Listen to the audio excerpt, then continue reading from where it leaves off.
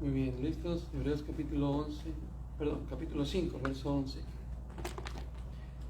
Dice así la palabra del Señor: acerca de esto tenemos mucho que decir y difícil de explicar, por cuanto os habéis hecho tardos para oír, porque debiendo ser ya maestros, después de tanto tiempo, tenéis necesidad de que se os vuelva a enseñar cuáles son los primeros rudimentos de las palabras de Dios. Y habéis llegado a ser tales que tenéis necesidad de leche y no de alimento sólido. Y todo aquel que participa de la leche es inexperto en la palabra de justicia, porque es niño. Verso 14: pero el alimento sólido es para los que han alcanzado madurez, para los que por el uso tienen los sentidos ejercitados en el discernimiento del bien y del mal. Capítulo 6, verso 1: por tanto, dejando ya los rudimentos de la doctrina de Cristo, vamos adelante a la perfección, no echando otra vez el fundamento de arrepentimiento de horas muertas, de la fe en Dios, de la doctrina de bautismos, de la imposición de manos, de la resurrección de los muertos y del juicio eterno. Y esto haremos si Dios en verdad lo permite. Muy bien, hasta ahí. Señor, gracias nuevamente por esta palabra que será enseñada a cada uno de nosotros y a los que miren este video también, Señor, donde quiera que estén. Que sean bendecidos, Señor, que sean ayudados a través de tu palabra y tu buena voluntad, Señor, para cada uno de los que, Señor, tenemos hambre y sed de tu palabra, Señor. Te damos gracias en el nombre de Jesús. Amén. Tome su asiento. Y hermanos, aquí el tema es: el alimento sólido es para creyentes maduros. El mismo texto que leímos del verso 14, de ahí agarro el texto para el tema, que dice: pero el alimento sólido es para los que han alcanzado madurez, para los que por el uso tienen los sentidos ejercitados en el discernimiento del bien y del mal. Si es que el alimento sólido, ¿qué es el alimento sólido? Es algo que disfrutan las personas adultas, ¿cierto? Un bebé no puede disfrutar de una comida que un adulto puede disfrutar porque no puede digerirla, no puede su decadencia, su estado de niñez, pues no toma más que su biberón, su leche, y no tiene dientes, no tiene fuerza todavía tal vez en las mandíbulas, no tiene ese ejercicio todavía capacitado para poder morder. Así es que lo que es un alimento sólido, claramente lo vemos en lo natural, en lo secular, como un adulto, una persona ya ejercitada, crecida, puede disfrutar de una comida, de un alimento sólido. Así es que también en lo espiritual hay una alimentación sólida que no la pueden digerir todavía los recién nacidos, niños espirituales o creyentes, que no solamente consta de que empezaron hace un año, hace medio año, sino que son aquellos creyentes que no se han desarrollado y tienen su estatus todavía como de un pequeño, como de un niño que no puede todavía ejercitarse en disfrutar, porque cuando habla de la solidez de la palabra del Señor, no se trata solamente de disciplina para el creyente o de darle más duro porque ya soporta por la capacidad que tiene, sino que quiere decir que un creyente maduro puede disfrutar de la alimentación sólida de la palabra del Señor para poder tener una mejor vida, una mejor práctica como creyente, y que sin duda le da un mejor testimonio y una vida con firmeza. Amén. Amén. Muy bien, podemos ver entonces que a veces la alimentación para niños es muy diferente como para un adulto. Muy bien, el mismo apóstol Pablo en la carta a los Corintios les escribió que cuando los visitó no pudo presentar una forma de predicación más adecuada para hermanos maduros, sino que les tuvo que predicar como eso de: no tengan enemistades. ¿Por qué tienen celos entre ustedes? ¿Por qué algunos dicen yo soy de Pablo, yo soy de Apolo, yo soy de Cefas y otro yo soy de Cristo? ¿Por qué han permitido ustedes como cristianos que ya tienen años, que incluso ejercitan los dones espirituales? En Corintio era muy conocida esta iglesia por los dones, y Pablo, en vez de llegar con un mensaje de profundidad, con un mensaje para gente creyente que puede estar hambrienta de una palabra sólida, pues no pudo. Pablo dijo, no pude, porque ustedes están como niños, ¿sí? De igual manera, se puede ver en un cristiano que no ha madurado la falta de capacidad para tener un buen testimonio, para no estar errando a cada rato y tenerlo que estar ahí ayudando y ayudando y ayudando cada rato, como que es un niño que no puede avanzar y que no puede caminar en su estilo de vida. Claro, me estoy refiriendo a su vida espiritual, que es una persona débil, lucha con su carácter, lucha con sus sentimientos, y no es una persona que tiene una solidez por medio del ejercicio y el desarrollo espiritual.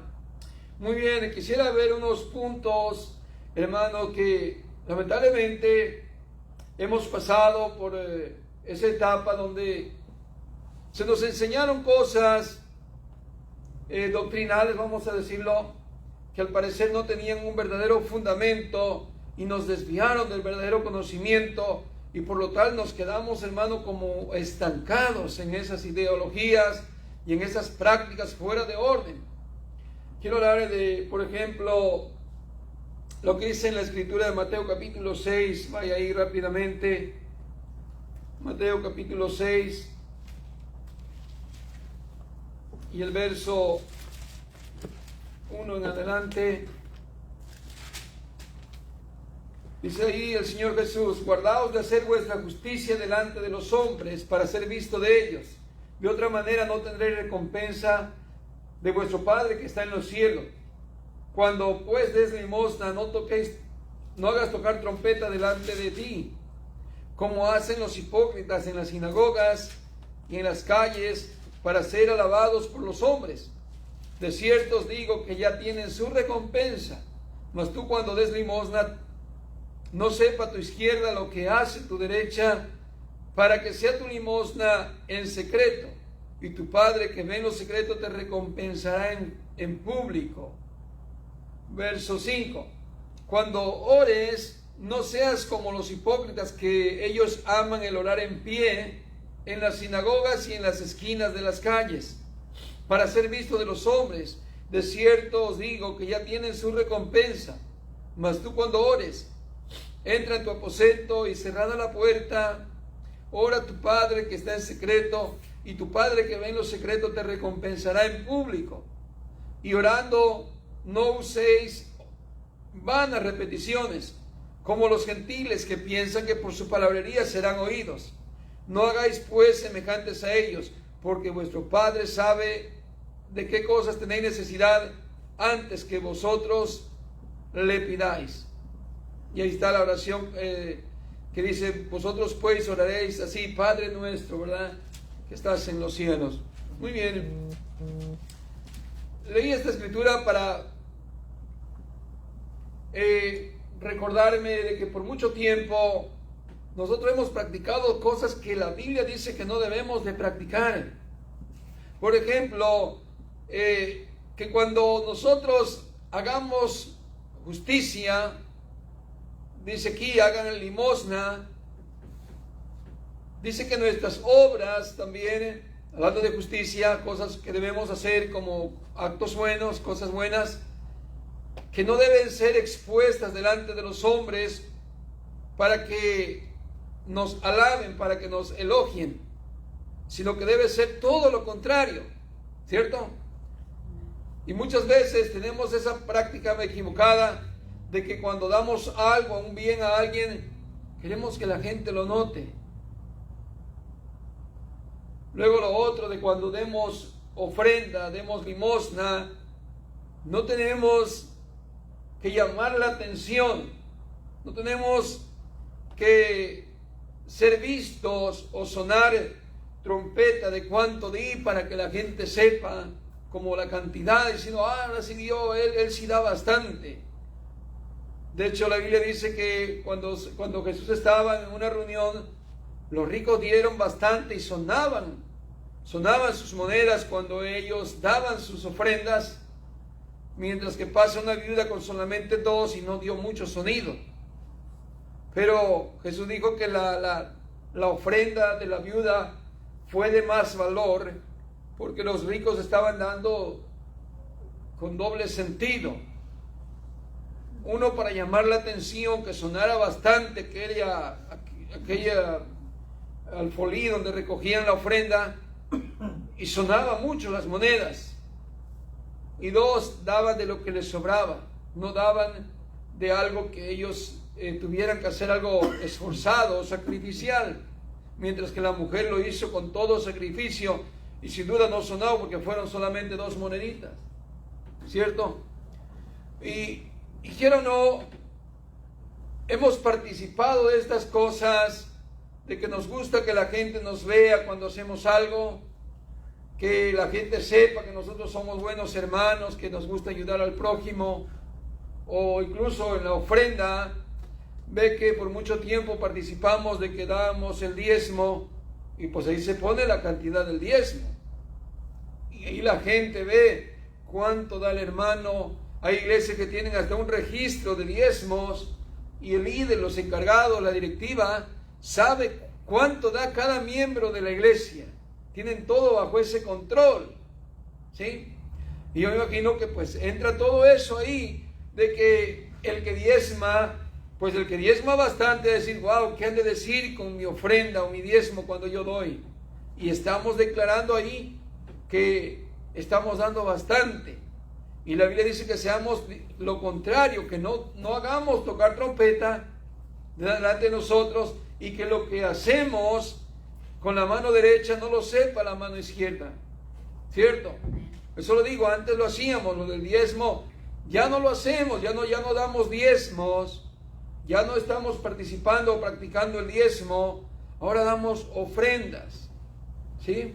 Voluntarias, no tiene que ser cantidades ni mencionar cuántos, cada quien en lo secreto y en el deseo de su corazón y la cantidad que quiera hacer, puede ser sacrificial o no puede ser sacrificial, eso depende de cada quien, pero Dios es el que mira la intención del corazón, ya sea que la da en escasez o porque no tiene o porque tiene abundancia. Él sabe la cantidad que quiera dar, pero lo que mira Dios es la intención del corazón.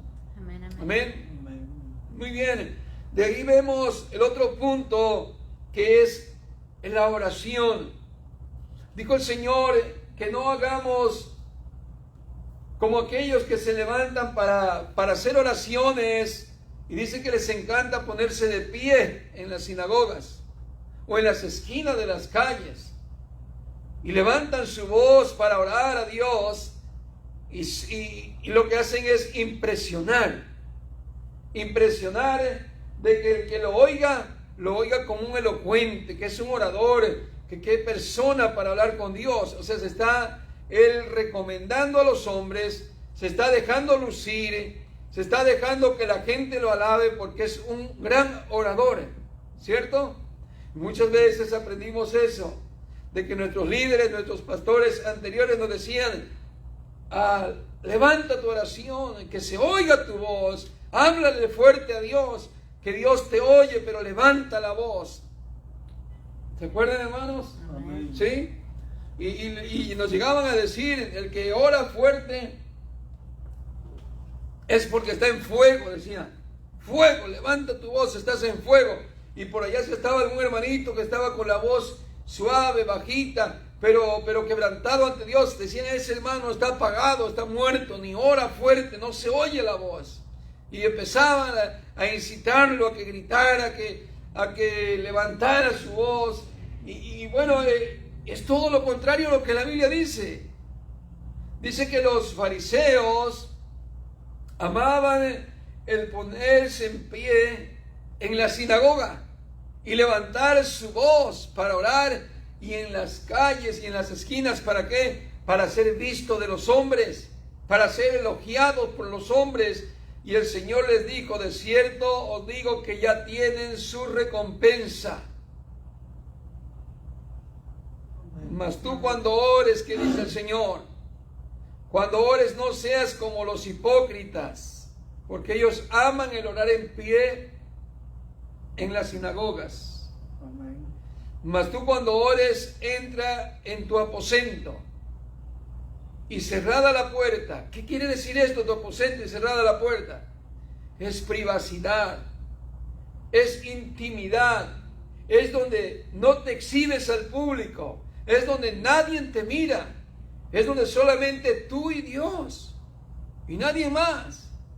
Solo tú y Dios. No estás esperando levantar la voz tan fuerte porque Dios no está sordo, ¿cierto?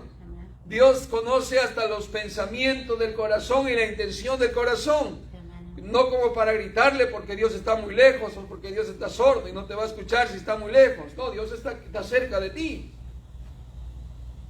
Pero al contrario, dice que cuando ores busques la intimidad, la privacidad, cerrando la puerta, no exhibirte al público. ¿Para qué?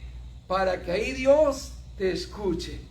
Triste, ¿no? Lamentablemente, ¿cuántos hemos vivido equivocado que con tanto grito y grito y grito que nos enseñaron a orar y probablemente nos alejaban más de Dios que acercarnos a Dios?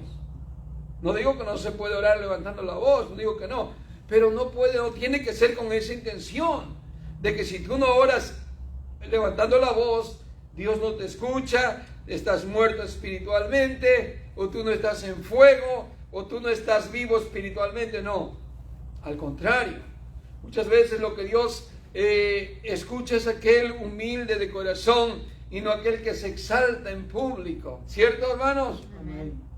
Muy bien. Y dice, hermanos, que entrando a tu cuarto cierres la puerta y dice, ora a tu Padre que está en ¿qué? En secreto. Nuevamente, en intimidad. Es solamente tú y Él. Solamente tú y Dios. Y dice, y tu Padre que está en secreto, o tu Padre que vence que en lo secreto, te recompensará en público. Y ahí es donde quiero yo, hermanos, añadir un poco más. Hermanos, esta alimentación que es para los que ya están ejercitados, que es para los que están maduros espiritualmente, que lamentablemente hoy el cristianismo se mira un cristianismo, hermanos, demasiado pobre, demasiado sin fundamento, sin una evidencia de ser cristianos. Y aquí es donde yo quiero profundizar un poco, hermanos. Tiene que haber un beneficio por ser cristiano. Tiene que hacerse, hermano, una grande diferencia entre el beneficio de cristianos verdaderos a creyentes que son, hermanos, personas inmaduras o de la gente del mundo. Tiene que haberse una gran diferencia de los beneficios que hay, que Dios ha reservado para aquellos que han alcanzado la madurez y que tienen ese ejercicio de espiritualidad para poder tener los beneficios que Dios le da a aquellos que se alimentan con cosas sólidas. ¿Cuántos decimos amén? Amén. Que tiene que haber una grande diferencia. Porque cuando oras a Dios, porque cuando te acercas a Dios, hay algo que Dios te está transmitiendo, hay algo que Dios te está proveyendo en ese estilo de orar, en esa vida de orar con Dios. No solamente, hermanos, como aquello de solamente acercarse a Dios para pedirle y para pedirle y para pedirle. No, la oración más bien es un medio que Dios ha dejado para entablar una comunión con Dios, una comunión, un diálogo, una relación con aquel que nos creó, que nos dio la vida, nos dio la existencia, nos mueve cada día, nos consuela, nos alienta, nos da fuerza, nos da la mente, nos da todo cada día. Y que cuando nosotros nos acercamos a Él, al momento de estar con Él, en ese momento Dios nos llene de su plenitud, Dios nos llene de su amor, nos llene de su gracia, de su paciencia, de su gozo, cosa que el mundo no puede tener. Por eso tiene que haber una grande diferencia notoria de un cristiano que vive cerca de Dios, que tiene una comunión con Dios, ¿cierto? Amén. Podemos ver en ejemplos bíblicos, como lo era Daniel. Daniel tenía una gran comunión con Dios. Su vida es ejemplar, una vida de paz. Incluso cuando lo echaron al foso de los leones, ese hombre no se mira desesperado. Ese hombre no se mira angustiado y mira los beneficios de tener una comunión con Dios, que cuando entra al foso de los leones no le pueden hacer daño. ¿Ve? Porque eso es el beneficio de estar alimentándose con comida que nutre, con comida espiritual que es sólida, cosa que no puede alimentarse un niño espiritual. Un niño espiritual no puede entrar en el foso de los leones porque va a tener miedo, porque va a tener duda, no va a poder pasar la prueba. Mientras un cristiano maduro es capacitado para pasar una prueba, así como la que acabo de hablar de Daniel, u otras más, ¿cierto? ¿Sí? ¿Qué vemos en cristianos inmaduros? Cuando está la prueba no son más que puro llorar, puro renegar, puro decir, yo no sé por qué me pasa a mí si soy cristiano, en vez de decir, esto me pasa a mí porque soy cristiano, pero yo sé que soy más que vencedor. En esta prueba Dios será glorificado, Dios será exaltado. ¿Ves? Una grande diferencia. Muy bien, y sigue diciendo, verso 7.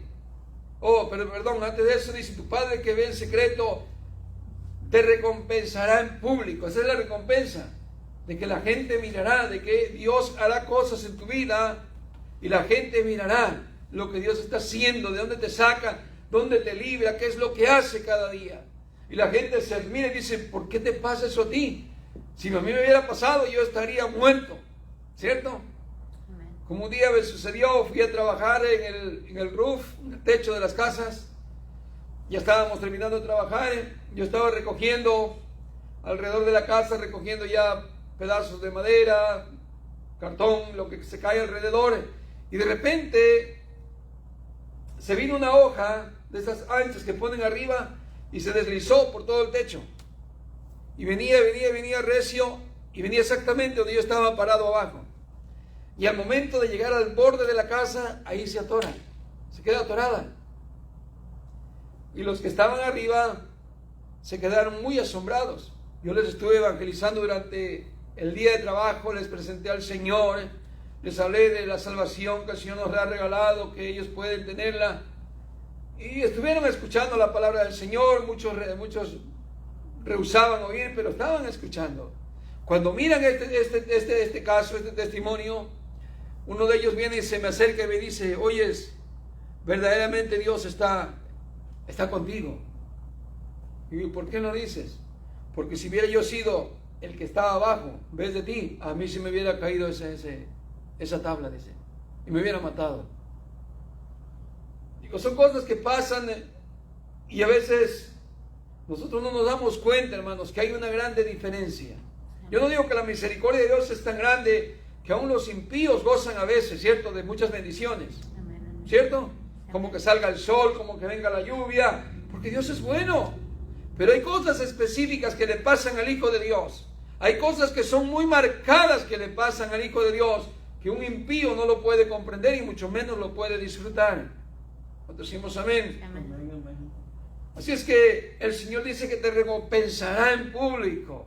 Al tú tener una oración eficaz, una oración que te acercas a Dios con humildad, no con exaltación, no queriéndote exaltar, porque Dios no necesitas gritar ni decir yo soy así, tan puro y tan bueno, sino que te despojes de ti mismo, te hagas, hermano, sencillo, humilde, y puedas estar delante de Dios con transparencia, ¿sí?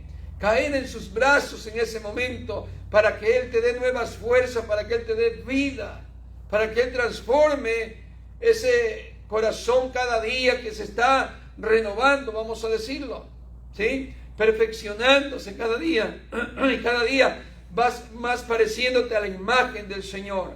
Amén. Amén. Cuando salgas de la oración, sientes eso que Dios te ha tocado, sientes esa transformación cada vez que oras allá en lo secreto, en tu casa. Tú dices, wow, me siento tan bien hacer oración, porque la oración es algo de vida, es algo vital, no es algo para estar rutinariamente diciéndole a Dios lo que queremos y lo que queremos y lo que queremos, sino se trata de una comunión para ser fortalecidos en Dios. Cuando decimos amén. Amén. Y dice el verso 8, no, el 7. Y orando no uséis vanas repeticiones como los gentiles que piensan que por su palabrería serán oídos. ¿Qué dice otra escritura? Cuando te presentes ante el Señor en el templo, trata de no hablar mucho y de escuchar más. Así dice la escritura. Cuando te presentes ante Dios, ya sea aquí en el templo o en tu casa, trata de no hablar mucho y más de prestar atención. Eso es lo que nos pasa a veces en nuestras oraciones. No prestamos atención a lo que Dios puede hablarnos, puede hacernos, y estamos un palabrerío y terminamos con un amén y ni siquiera supimos si Dios quería decirnos algo. ¿Cierto? Amén. Empezamos a orar y orar y orar y al final, Señor, gracias, hasta mañana, nos vemos, amén. Terminamos de orar. ¿Y Dios qué dijo? No le dimos chance que nos hablara. Y Dios dice que debemos hablar poco y escuchar más. ¿Cierto? ¿Para qué? Para que seamos contagiados de lo que Dios nos dice. Para que seamos, hermano, transformados a lo que Dios quiere que seamos. Pero si solamente le hablamos y le damos a Dios, ¿qué estamos haciendo? Solamente nosotros nos estamos escuchando y no estamos escuchando a Dios.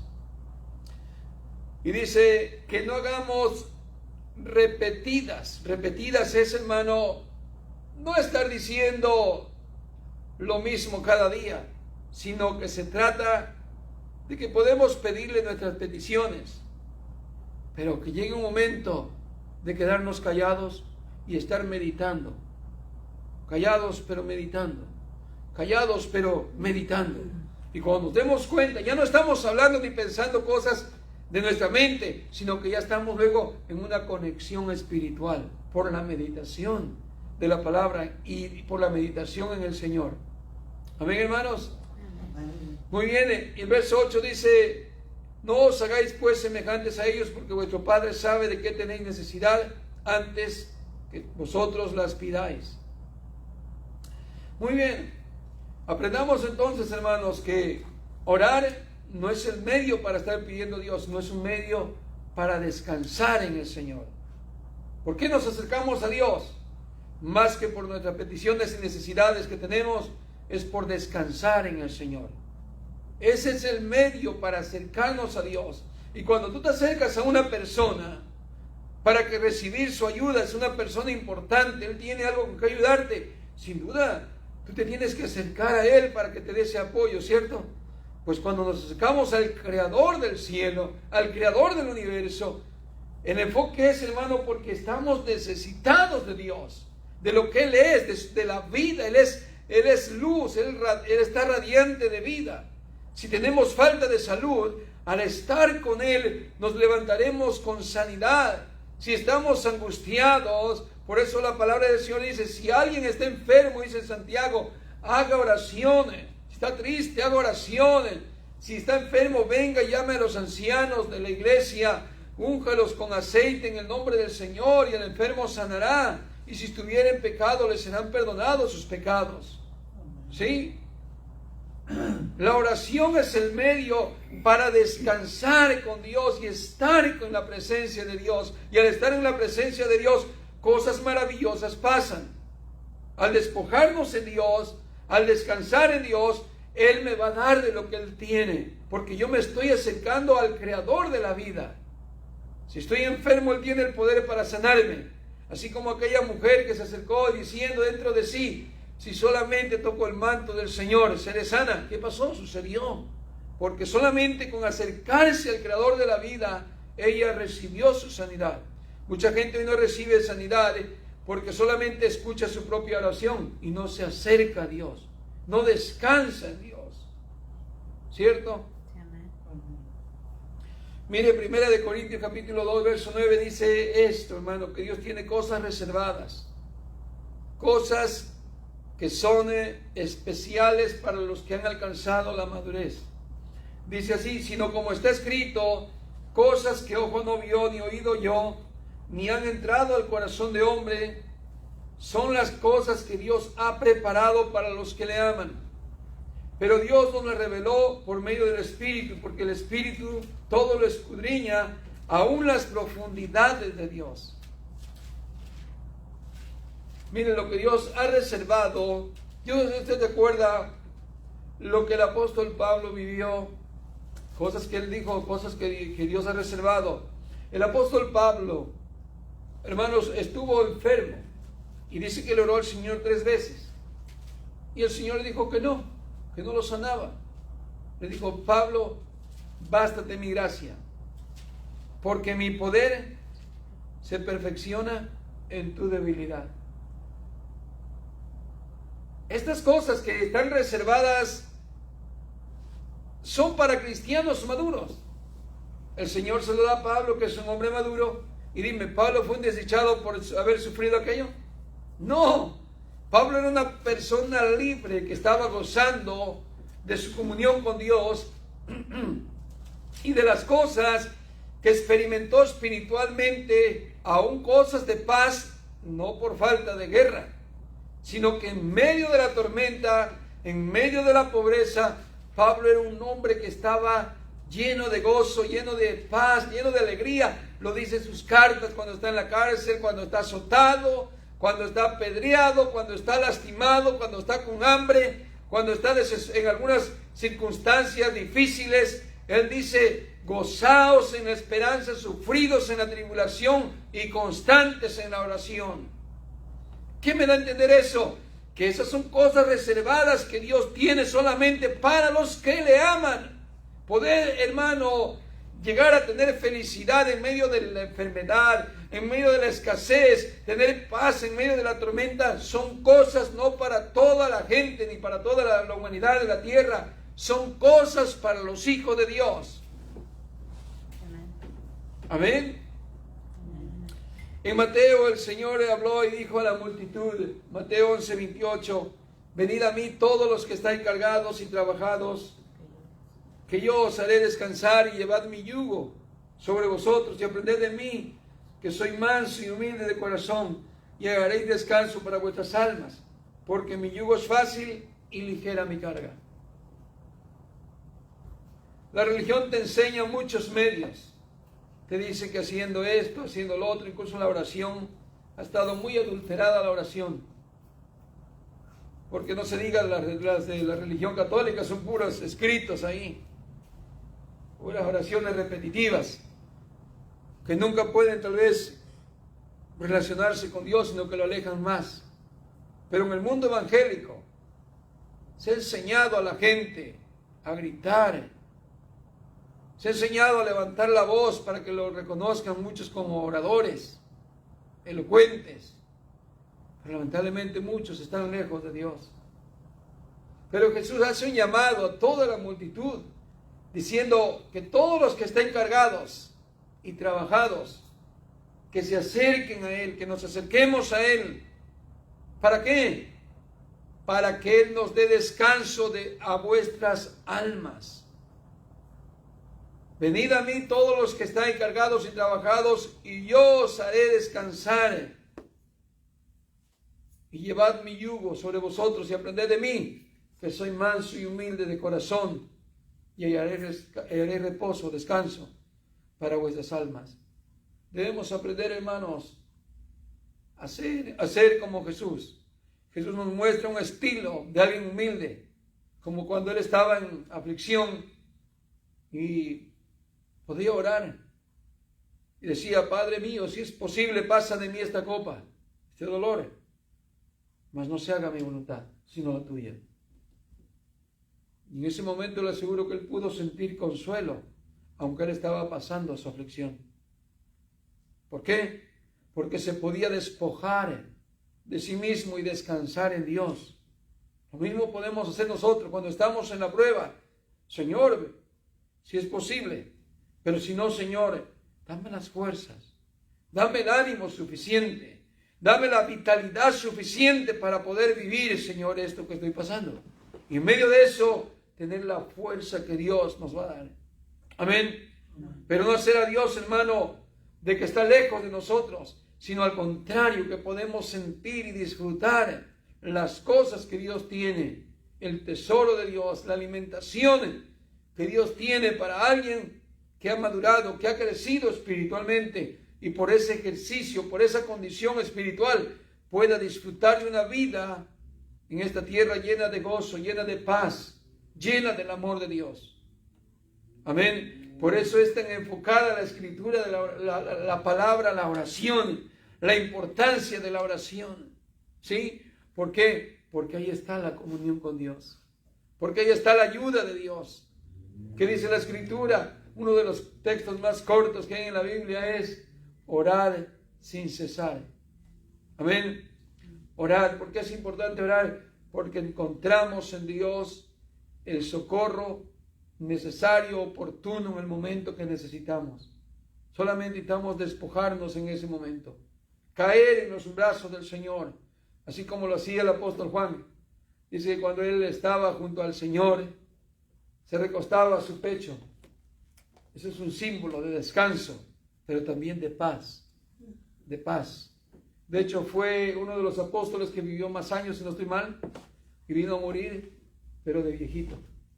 No de enfermedad, ni asesinado, sino en su vejez. ¿Cierto? Amén. A él le fue dado las revelaciones de Apocalipsis, hoy un ancianito ya, pero un hombre lleno de gozo, lleno de paz, lleno de vida, porque aprendió a descansar en el Señor. ¿Cierto? Amén. Hay muchos cristianos hoy en día que no tienen paz, están llenos de otras cosas, de envidias, de esto y lo otro, y lo que menos tienen es esa vitalidad en su ser. Están llenos de estrés como el mundo, preocupaciones como el mundo, y hace cuenta que no hay una diferencia entre el mundano y el cristiano. ¿Por qué? Porque no están descansando en Dios. Es tiempo de aprender a recostarnos al lado de Jesús. Amén. Amén. Al lado de su pecho, al lado de su corazón, o en sus brazos, como usted quiera interpretarlo, o a sus pies. Caer en sus brazos. Dejar nuestra identidad, nuestro ego cuando estamos en oración y poder disfrutar de las cosas que Dios nos ha reservado. Vamos a ponernos de pie.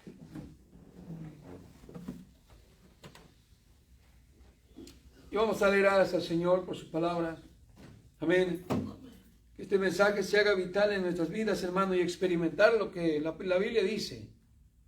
Lo vivamos, porque el cristiano no es lo que piensa, sino lo que vive. Lo que vive, lo que experimenta en Dios. La experiencia que hay de un cristiano con Dios es lo que le da convicciones. Y no lo que él piensa, lo que dice. Oremos para que podamos vivir estas cosas en nuestras vidas. Amén. Una alimentación sólida para creyentes sólidos, firmes, maduros, ejercitados. Señor, le damos gracias en este momento por esta palabra, Señor, que es maravillosa, Señor, que nos enseña